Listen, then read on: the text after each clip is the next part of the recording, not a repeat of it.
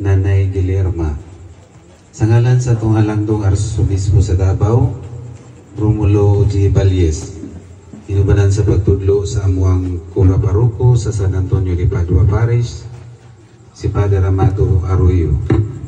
Ako si PSL Carol Banati, usa ka PSL sa amuang GKK, Senior San Vicente Ferrer Dalisay, o sa kapusab sa Agdao proper. Kalihog manindog ang tanan. Sa ngalan sa Mahan, ug sa Anak, ug sa Espiritu Santo. Amen. Pinautunta ang Diyos sa paglaom, naghatag kaninyo sa kahimpitan sa kalinaw, ug ang Ginoo sa kinabuhi, mana kanunay kanatong tanan. Manaw sa kanilang. Ato kang awiton ang pasiunang ang.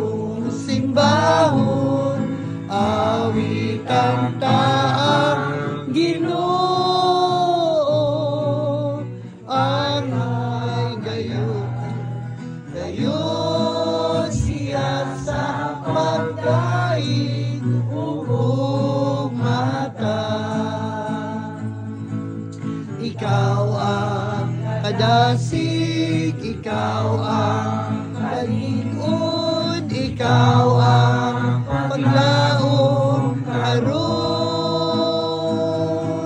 sa among kalingon, sa among pagkantos, tawangi kami o Jesus. Magampo kita. Mga igsuon, nagato kita nga ang bugkos sa panagigalaay o pagbinatiay nga naghiusa ka nato dili matapos diha sa kamatayon. Uban sa pagsalig ngadto sa Dios nga sa kanunay nahinumdum sa atong mga maayong buhat ug nagapasaylo sa atong mga sala. Magampo kita karon alang sa atong igsuon nga si Nanay Guillerma.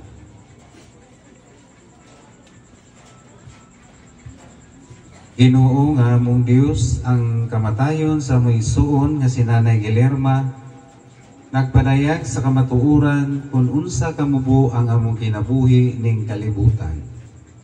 Kapanalang niyadtong nagatuo sa imong gugma, ang kamatayon dili matapos ni maoy hinungdan sa panagbulat sa pakighiusa mo kanamo. Aniya kami nahiusa sa pagtuo ug paglaom isip mga sumusunod sa imong anak.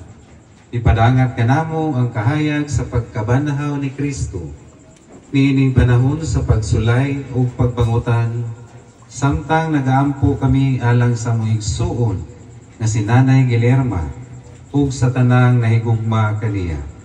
Kini among ipangayo kanimo, pinaagi sa mong nabanhaw nga Ginoo hangtod sa kahangturan. Amen. Palihog manglingkod alang sa kasaulugan sa pulong sa Diyos.